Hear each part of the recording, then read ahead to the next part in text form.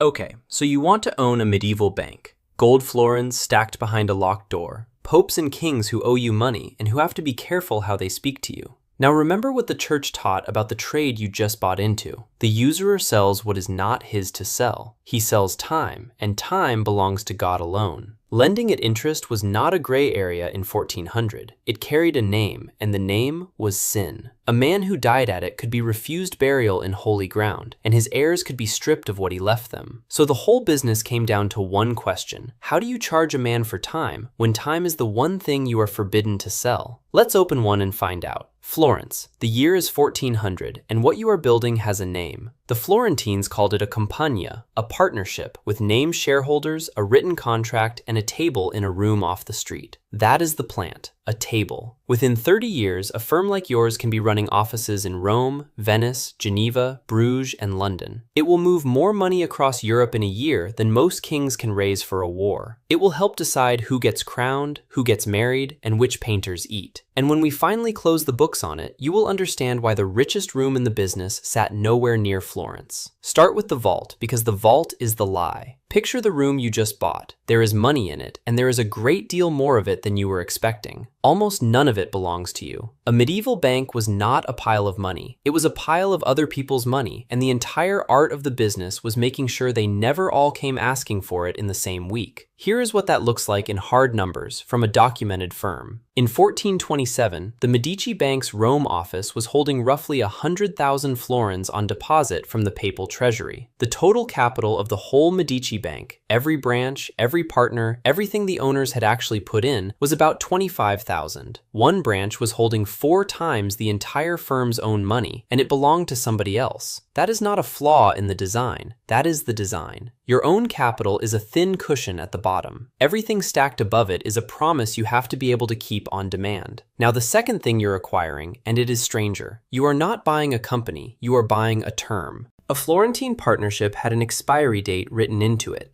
The books closed, the partnership dissolved, the profits were counted, and then the partners decided whether to form a new one. The Medici settled theirs every year on the 24th of March. 6 months' notice and any partner could walk. So the thing you own is not a building or a name. It is a contract that runs out, renewed by people who are watching how you performed. And the third thing, which will matter enormously in about 20 minutes. Liability in a Florentine partnership was joint and it had no ceiling. Every partner stood behind the whole. Not his share of it, the whole. None of this machinery was new in 1400, incidentally. From the 12th century, the Knights Templar had run something like it across a chain of houses stretching from London and Paris to the Holy Land. A pilgrim could hand over money in one country and draw it in another, and there was paperwork behind it. We know there was paperwork because of a complaint. In 1250, a French nobleman named Jean de Joinville had deposited 360 livres with the Templars at Acre. He went to draw 40 of it, and the officer in charge could find no record of the deposit at all. Joinville took it upstairs. 4 days later, the money was found. The idea was already 2 centuries old by the time you open your doors. And so was the ending. The Templar order was dissolved, and its assets were taken by the men who owed it the most. Keep that ending in mind. We come back to it in about 18 minutes, and it will not be a coincidence. What does it actually cost to become a named partner in one of these? The capital. In 1397, a man named Giovanni di Bicci de' Medici moved his small bank from Rome to Florence, took on a partner, and put together 10,000 gold florins to open with. 10,000 florins does not sound like much until you understand what a florin was for. It was a gold coin, 3.5 grams, minted in Florence since 1252, and ordinary people barely touched it. Wages came in lira, and so did bread and rent and everything else a working household bought in a year. The florin was the coin of dowries, of international trade, and of tax, which means the first thing your capital buys is a category. You are not opening a business that ordinary money can reach. You are opening a business denominated in the coin people see maybe twice in their lives. Membership. You cannot deal in coins in Florence without belonging to the Arte del Cambio, the Money Changers Guild. One more fee, one more set of rules, and we are moving on. The premises. A table, a cloth, a set of scales, a strongbox, and a ledger. That's it. The Italian word for the table was banco, and it is where the word bank comes from. The most powerful financial institution in Europe was named after a piece of furniture. Clerks and books. Giovanni ran his books in Arabic numerals and double entry, at a time when rivals were still keeping accounts in Roman numerals. Every florin in, every florin out, in 2 places. So the 2 sides had to agree or you knew something was wrong. That cost money. It bought something no competitor had, which was the ability to know on any given morning whether you were solvent. And the float. This is the one nobody counts. You need cash sitting in the box doing absolutely nothing because depositors turn up. Money that sits is money that earns you not 1 coin. It is a permanent, unrecoverable cost of being trusted, and it never goes away. Add it up and the picture is clear enough. This is not a business a clever poor man walks into. Entry is the first filter, and it is a hard one. That is your bank then. 1 table, 1 strongbox, 1 city. And a bank in 1 city is not a bank. It's a moneylender with better furniture. Because here is the problem with everything we just built. Everything on that list you now have to buy again. Rome in 1397. Venice in 1402, then Geneva, then Milan, Pisa, Avignon, Bruges, London, Lyon. Every one of them needs premises. Everyone needs clerks. Everyone needs a partner on the ground you have to trust completely. Each also needs its own float, held in its own currency. That last point is worse than it sounds. Florins sitting idle in Bruges cannot answer a man standing at your table in Florence. Your dead capital doesn't pool, it fragments, and it fragments into as many pieces as you have cities. So the arithmetic of expansion runs the wrong way around. A second branch does not halve your costs by sharing them. It doubles the rooms you pay rent on, the clerks you pay wages to, and the pile of coin you are legally required to leave sitting still. A third branch does it again. Now imagine carrying that in 9 cities at once, every year, against 9 sets of prices, 9 tax regimes, and 9 sets of officials who have all noticed you. Worse, each of those cities contains a man holding a key you will never watch him turn. Which brings us to the thing that runs the network, and it isn't money, it's the post. Your inputs are 2, other people's deposits and information. Deposits arrive at the table, information arrives on a horse. Florence to Bruges is a matter of weeks, each way, in good weather and no war. That makes every instruction you send a decision taken in the dark. You are writing orders about a market you cannot see, to be carried out by a man you cannot supervise, based on prices that will have moved by the time your letter arrives. Which raises the obvious question. If a branch is that expensive and that blind, why open one at all? And the answer is the reason this business existed. You are not opening offices to sell more of the same thing in more places. The offices are the product. 2 tables in 2 cities that trust each other can do something 1 table can't do at any price. Which brings us to staff and to the strangest decision on the whole balance sheet. You do not put your branch managers on a wage. Think about the position you're in. Your man in Bruges is weeks away. He sees every deal before you do and long after you could stop him. Pay him a fixed sum and he has no reason on earth to care what happens to capital he can watch you fail to count. So you make him an owner instead. Below him you run the cheapest labor in the business and the slowest. Florentine firms sent boys abroad in their teens as Giovanni, juniors, posted into a foreign office to learn the trade in a language they didn't speak, on very little money, years away from being trusted with anything that mattered. Your training program is a decade long and it produces about 1 usable man at a time. A Medici branch manager was called a governatore, and he had to put his own money into his own branch to take the job. His pay came out of his share of that branch's profit. And while the partnership was running, nobody drew a salary and nobody drew a dividend. You waited for the books to close. Better still, the numbers were tuned to sweeten it. When the Venice partnership was renewed in 1455, the manager put in 2,000 ducats out of 14,000. On a straight split that earns him a 1/7 of the profit, he was paid a 1/5. The firm was quite deliberately overpaying him for his own money, to make sure his money was in there at all. It worked in the sense that it did exactly what it was designed to do. It gave you a man in a distant city who behaved like an owner. Here is the part that takes 40 years to arrive. It gave you a man in a distant city who behaved like an owner, with your capital and your name, and unlimited liability standing behind every decision he made on a Tuesday afternoon in a country you had never visited. One of the men who would eventually hold a job like this was a young Florentine called Tommaso Portinari. Remember the name. So far, this is an extremely expensive machine for spending capital in 9 countries at once. Here's where it starts making it. Ask anyone how a bank earns its living and you'll get the same answer. It lends at interest. Except you can't, and we settled that in the first minute, so cross the obvious answer off the list and look at what sits underneath it. The first stream is the exchange, A merchant in Florence needs funds in London. He doesn't want to carry gold across France in a war, so he comes to your table, hands you florins today, and you write him a bill instructing your London office to pay him in English money on a fixed date. Whatever rate you set today is not the rate your London man will use at the other end. That gap is your margin. And because currencies genuinely do move, you can stand in front of any churchman in Italy and say, truthfully, that you took a real risk. You didn't charge for time, you charged for exchange. The church accepted the distinction, and the whole of European finance was built inside it. Notice what does not happen here. Nothing travels. There is no cargo, no guard, no wagon, nothing anybody can steal on a road. The coin stays exactly where it is in both cities, and the profit happens anyway. That is the single most counterintuitive fact in this business. The safest fortune in medieval Europe was the one that never moved.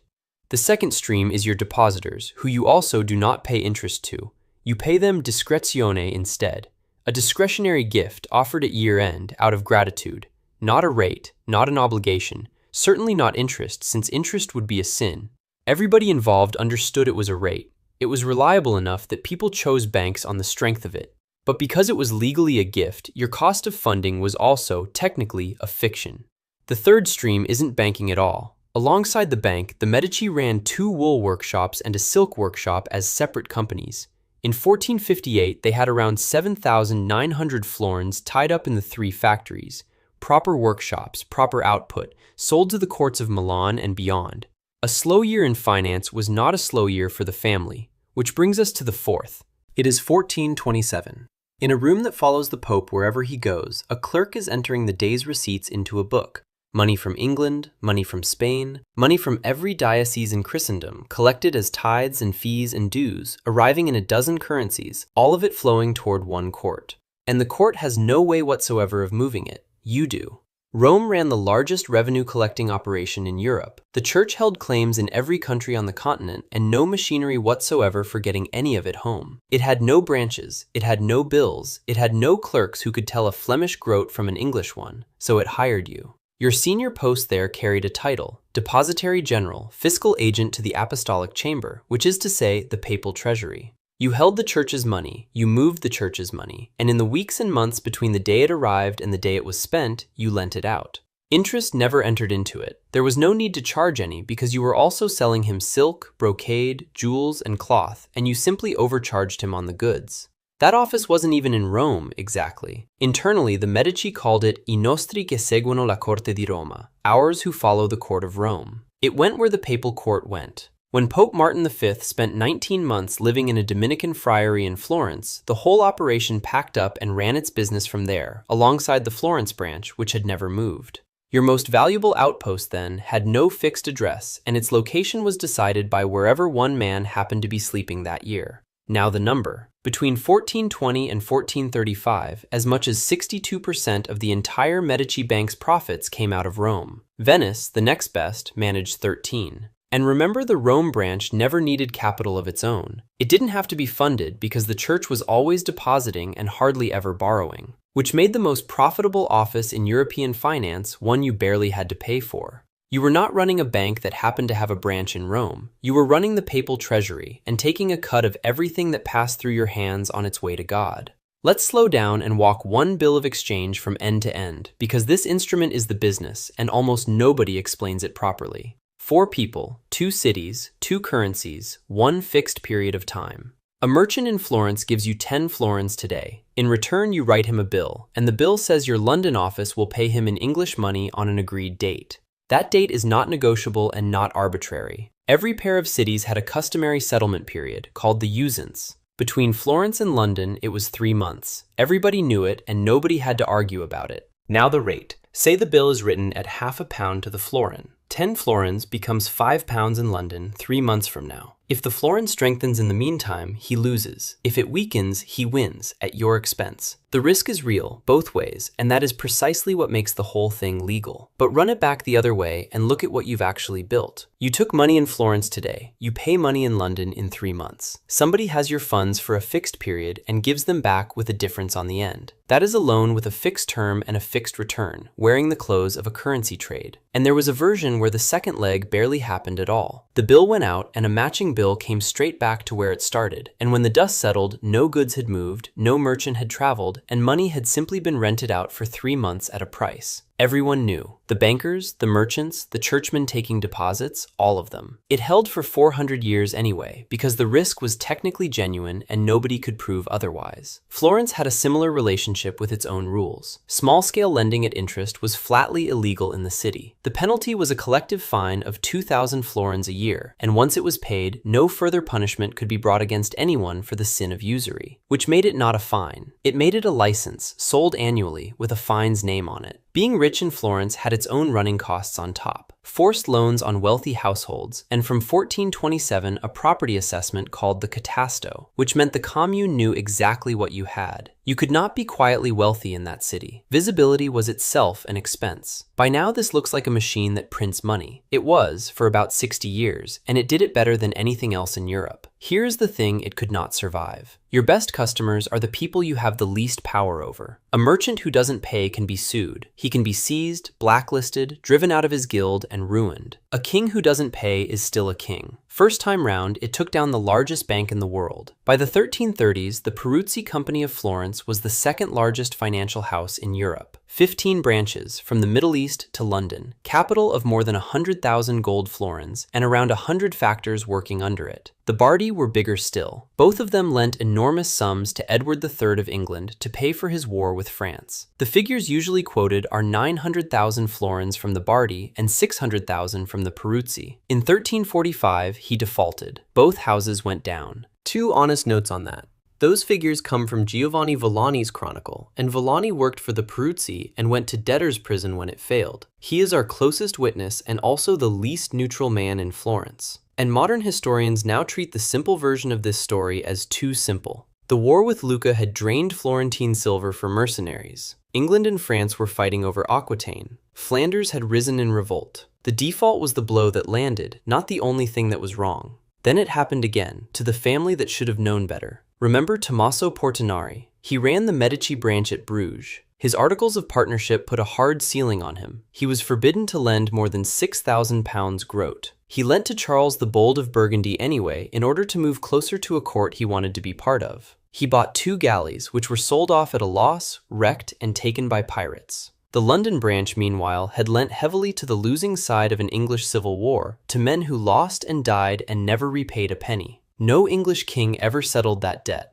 London was wound up in 1478 with losses of 51,533 gold florins. Bruges went the same year. Between the two of them, upwards of 70,000 florins gone, and that figure is the optimistic one because it assumes the assets were worth what the books said. Lorenzo de' Medici's comment on it survives, and it is pure acid. These are the great profits which are accruing to us through the management of Tommaso Portinari. Now watch the trap close, because everything in this episode has been walking toward it. Your man in Bruges was a partner with a profit share, judged on the business he wrote, sitting weeks of post away from anyone who could stop him. That arrangement was the only thing that made a 9-city network possible in the first place. And the liability, remember, was joint and had no ceiling. So one bad afternoon in Bruges becomes your bankruptcy in Florence, arriving by letter, weeks after it is too late to do anything about it. The design that built the bank is the design that killed it. The Medici were driven out of the city in 1494. And the church's own answer to all of this, the Monte di Pietà, the first one opened in Perugia in 1462, was a charitable pawn shop run deliberately at no profit,